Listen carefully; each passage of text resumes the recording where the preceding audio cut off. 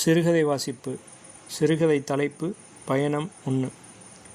அவளை மட்டுமே ஏற்றி கூட்டிக் கொண்டு போக வந்த வானூர்தி போல் நின்று கொண்டிருந்தது அந்த பேருந்து. புதிது. ஓட்டுநர் அருகில் ஒற்றை இருக்கை போடப்பட்டது.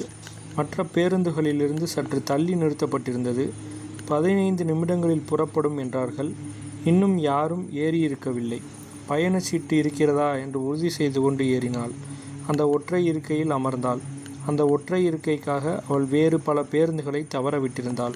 திரும்பும் வழியிலாவது அவள் எந்த தொந்தரவும் இல்லாமல் போக வேண்டும். மற்ற பயணிகளிடமிருந்து விலகி இருக்க வேண்டும். அவள் வாயை திறந்து எதுவும் சொன்னால் அவள் வாழ்க்கையே பெற்று அவர்கள் முன் வைக்க வேண்டும் என்று எதிர்பார்ப்பவர்கள் அவர்கள். இந்த ஒற்றை இருக்கை அவள் அமைத்து கொள்ளும் வியூகம். இதற்குள் யாரும் நுழைய முடியாது. நுழையும் எந்த அபிமன்யு பயலும் வீழ்த்தப்படுவான். ஏதோ போருக்கு செய்யும் முஸ்தீபுகள் போல் இருக்கையில் அமர்ந்து கொண்டு திட்டம் தீட்டினாள். வரும் வழியில் இத்தகைய நடவடிக்கைகள் எடுக்காததால் அவள் நிரம்ப சிரமப்பட்டிருந்தாள். அதன் விளைவாக அவள் புடவையில் ஒரு குழந்தையின் மூத்திர ஈரமும், ரவிக்கையின் தோள்பட்டையில் ஒரு களைத்து போன மனைவியின் உறக்க வேலை வாய் எச்சிலும், இடதுபுற தலைப்பில் முன்னாலிருந்த இருக்கை நின்றும் காற்றில் வந்த புகையிலை சாற்று துப்பலின் கரைகளும் இருந்தன. இதற்கெல்லாம் தயாராக அவள் கிளம்பியிருக்கவில்லை. எவ்வித கேடயமும் இல்லாமல் நிராயுதபாணியாக கிளம்பியதால் அலைக்கழிக்கப்பட்டிருந்தாள். அன்றைய பொழுது நன்றாகத்தான் விடிந்திருந்தது. கிழக்குப்புற ஜன்னல் அருகே அவள் படுத்து தூங்கியதால் கதிரவனின் முதல் கிரகணத்தின் ஒளி ஊசி இவள் முகத்தை தொட்டிருந்தது. மெல்ல கண் விழித்த போது எட்ட இருந்த வேப்ப மரத்தின் பின்னாலிருந்து சிவப்பு நூல் பந்திலிருந்து விடுபடுவது போல் நீள்சரமாய் ஒளி கீற்றுகள். கண்களை மூடிக்கொண்டு ஒளியை எதிர்கொண்ட போது கண்ணுக்குள் சிவப்பு வெள்ளம் ஓடியது. அதன் பிறகு ஒளியை எதிர்த்து திரும்பி கண்களை கையால் மூடிக்கொண்டதும் மயில் கழுத்து பச்சை கண்களை நிரப்பியது. 4-5 முறைகள் செய்த பின் உடம்பு உலகை ஏற்றுக்கொண்டது. அதில் நடமாட தயாரானது. கீழே தண்ணீர் அடிக்கும் சத்தம் கேட்டது. வள்ளியாக இருக்கும். காலையிலேயே வந்து தண்ணீர் அடித்து தரும்படி அவளை கேட்டுக்கொண்டிருந்தாள். அன்று திருச்சி போக வேண்டிய நாள். அங்கு சந்திக்க போகும் நபருக்கு தகவல் அனுப்பியாகிவிட்டது. தண்ணீர் அடித்து தந்துவிட்டு வீட்டை சுத்தம் செய்து மூலையில் உள்ள ஆப்பக்கடைக்கார பெண்மணியிடமிருந்து இட்லியும் தோசையும் வாங்கி வந்து அவள் பங்கை சாப்பிட்டுவிட்டு வள்ளி கிளம்பிவிட்டாள். திருச்சியிலேருந்து வர்றப்ப என்ன வேணும் வள்ளி என்று கேட்டபோது, மலைக்கோட்டை பிள்ளையார் பிரசாதமாக வாங்கிட்டு வர போறீங்க என்று வள்ளி பதில் கேள்வி கேட்டிருந்தாள். இவள் கோயிலுக்கு போக மாட்டாள் என்று தெரியும். இவள் அதற்கு ஒன்றும் சொல்லாமல் சிரித்து வைத்தாள். குளித்து முடித்த பின் மாம்பழ வண்ணத்தில் கருப்பு கரையிட்ட சுங்கடி சேலையும் கருப்பில் மஞ்சள் கட்டமிட்ட கைத்தறி துண்டு ரவிக்கையும் அணிந்து கொண்டாள். கஞ்சியில் முடமுடக்கும் சேலை. இவளுக்கு கஞ்சி போட்டால் பிடிக்காது. ஆனால் வள்ளிக்கு பிடிக்கும். அதுதான் நல்லா இருக்குது என்று தீர்மானமாக கூறிவிடுவாள். இந்த மாதிரி விஷயங்களில் வள்ளிதான் அவள் வாழ்க்கையை நடத்தி கொண்டு போனாள். இந்த அன்றாட தீர்மானங்களின் சுமையை ஏற்றுக்கொண்டு வேப்ப மரம், அதிலுள்ள குயில், வீதி, வானம் இவற்றை இவளுக்கு தந்திருந்தால் வள்ளி தந்த சீர்வகை. திருச்சியை நேரத்தில் சென்றடைய வேண்டும் என்பது காலையில் இலக்காக இருந்ததால் முதலில் கண்ணில் பட்டு கிளம்ப தயாராக இந்த பேருந்தில் ஏறி இருவர் அமரும் இருக்கையில் சன்னல் ஓரத்தில் அமர்ந்தாள்.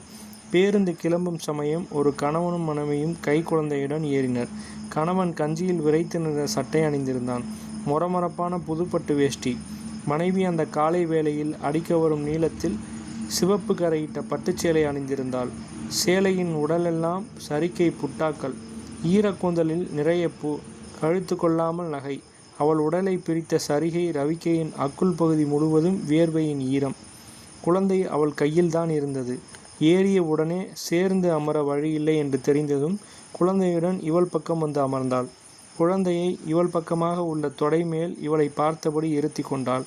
ஆண் குழந்தை என்று பிரகடனம் செய்யும் ஆவலாலோ என்னவோ குழந்தைக்கு சாக்லேட் நிறத்தில் மேல் சட்டை மட்டும் அணிவிக்கப்பட்டிருந்தது. பேருந்தின் ஓட்டத்திற்கேற்ப கொலுசு அணிந்த கால்களால் இவளை இடுப்பிலும் தொடையிலும் ஏற்றியபடி இருந்தது குழந்தை. சேட்டை பண்ணாதே கண்ணா என்று அவள் கொஞ்சினாள். கண்ணன் என்று அழைக்கப்பட்ட அன்பில் உருகியோ என்னவோ அந்த கண்ணன் கால்களை இவள் இடுப்பில் வாகாக வைத்து கொண்டு மூத்திரமிடத் தொடங்கினான். இடுப்பிலும் கையிலும் புடவையிலும் ஈரம் பட்டதும் திடுக்கிட்ட இவள், புள்ளைய கவனிங்க என்று பதறினாள். அவள் நிதானமாக கண்ணனிடம், சேலையை நனைச்சிட்டியே சுட்டி பயலே என்றாள். என்னங்க இது, குழந்தைய உங்கள் மடியில் ஒழுங்காக வச்சுக்கிடக்கூடாதா? நான் திருச்சிக்கு ஒரு வேலையாக போகிறேன். இப்படி ஈரச்சேலையோட போக முடியுமா என்று சிறுத்தாள் இவள். என்னம்மா ஆச்சு என்று கேட்டால் பின்னால் இருந்த கிழவி. புள்ள சேலையை நனைச்சதுக்கு கூவுறாங்க என்றாள் தாய். என்னது என்று வியப்படைந்தாள் கிழவி. அப்படி நாசுக்கு பார்க்குறவங்க ப்ளஷர் காரில் போகணும், பஸ்ஸில் ஏன் வாராங்களாம்? ஏமா, பஸ்ஸில் வந்தால் வர்ற குழந்தை மூத்திரமெல்லாம் சேலையில் வாங்கிக்கிடணும்னு ஏதாவது சட்டமா என்று இவள் கேட்டாள் கிழவியிடம். ஏன் தாயி, உனக்கு புள்ள கிட்டி கிடையாதா? பீ போகாத பிள்ளையத்தான் பெற்றிருக்கியா?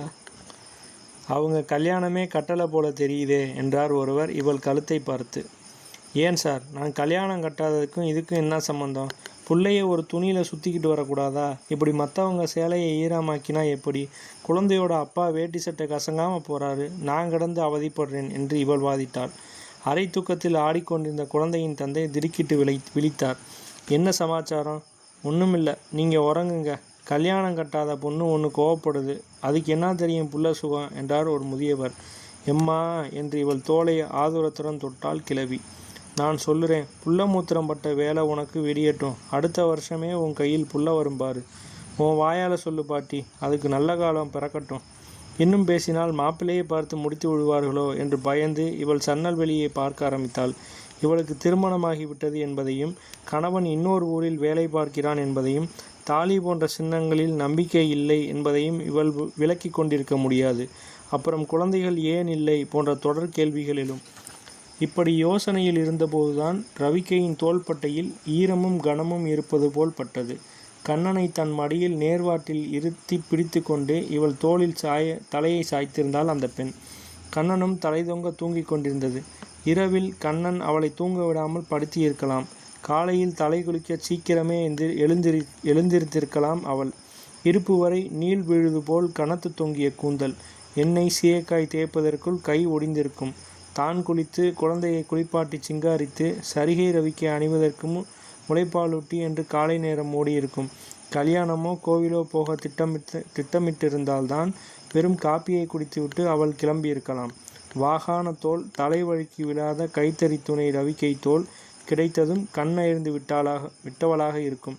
தோலை சற்று அசைத்ததும் அந்த பெண் எழுந்து கடைவாய் எச்சிலை துடைத்து கொண்டாள். இவள் தோள்பட்டையை பார்த்துவிட்டு ரவிக்கைக்குள்ளிருந்து ஒரு கைக்குட்டையை எடுத்து துடைத்துவிட முற்பட்டாள். மன்னிச்சிடுங்கம்மா என்றாள். இதற்குள் கண்ணன் கண் விழித்து தன் அடுத்த கடமை என்ன என்பதை தெரிந்து வைத்தவன் போல் இவள் கைப்பையின் தோல்வாரை தன் வாயில் போட்டுக்கொண்டு அவனுக்கிருந்த 4 பற்களால் முனைப்புடன் கடிக்க ஆரம்பித்தான். இவள் தன் கைப்பையை அவனிடம் விடுவித்து கொண்டாள். உடனே குடிந்து கை கடிகாரத்தில் வாயை வைத்தான். இன்னும் சற்று போனால் இவள் தாயே யசோதா பாடிவிடுவாள் என்று தோன்றியது. கண்ணனின் தாக்குதல்களை இவள் தடுத்து கொண்டிருந்த போதுதான் சற்று துளிகளின் அபிஷேகம் நடந்தது. பின்னால் இருந்த கிழவியும் இதை பார்த்துவிட்டு, யாரது துப்புறது என்று அதட்டல் போட்டு இவளை தட்டி கொடுத்தாள்.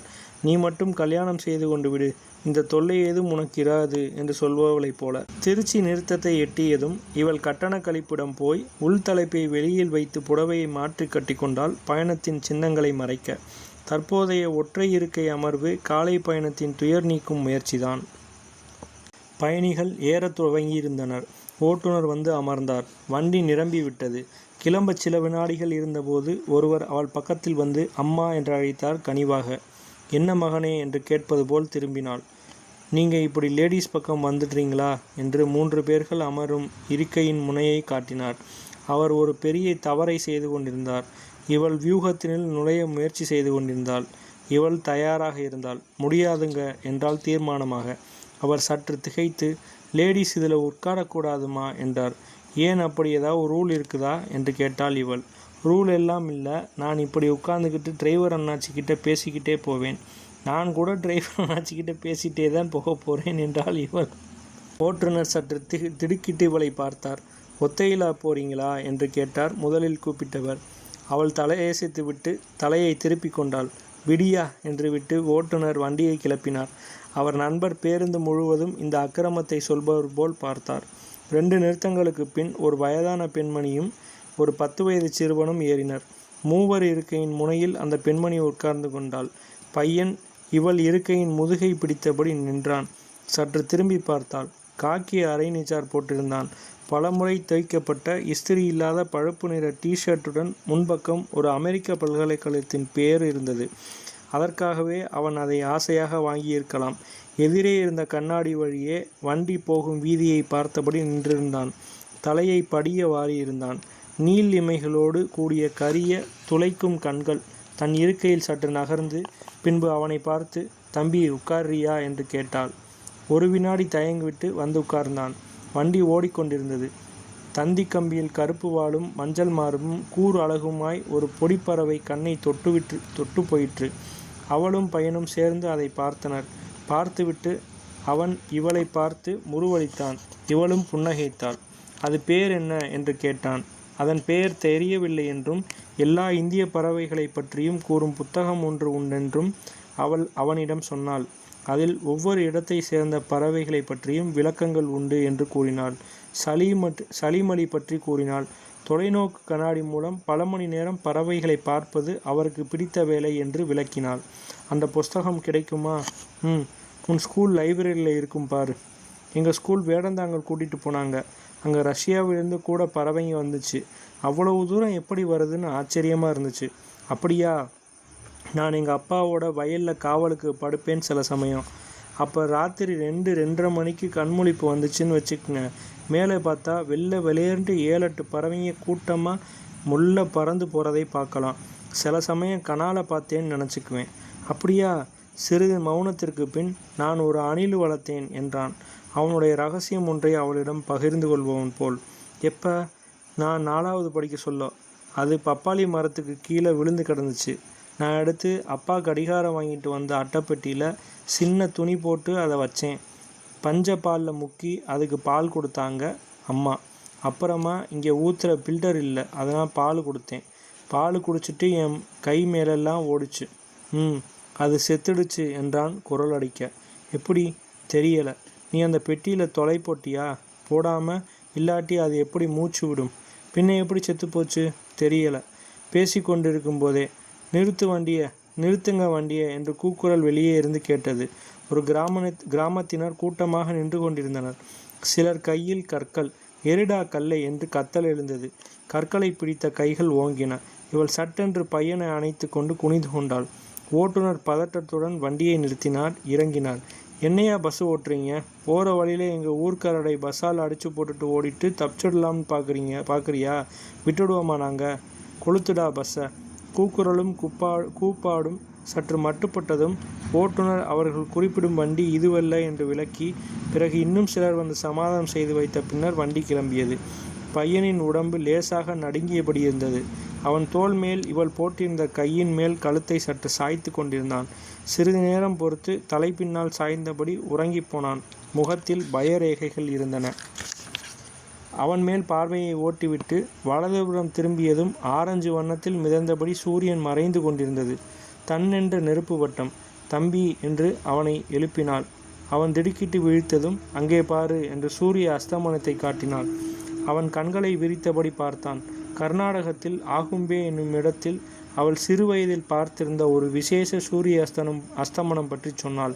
மறையும் போது சூரியன் அங்கு சதுரமாகவும் நீள் சதுரமாகவும் மதுக்கிண்ணம் போலவும் பல வடிவங்கள் கொள்வது போல் கண்ணுக்கு தோன்றுவதை சொன்னாள். நிசமாவா என்று வியந்தான் பையன். வண்டி நிலையத்துக்குள் நுழைந்து நின்றது. பையனுடன் வந்த முதியவள் அவன் கையை பற்றி கொண்டு இறங்கினாள். இவளும் இறங்கினாள். பையன் தன்னுடன் வந்த கிழவியுடன் கரத்தை பற்றி கொண்டு பேருந்து நிலையத்தின் வெளிவாயிலை நோக்கி நடக்கத் துவங்கினான். வாயிலை எட்டியதும் திரும்பி இவள் பக்கம் பார்த்தான். அந்தி இருட்டில் அவன் கண்கள் ஒளிர்ந்தன.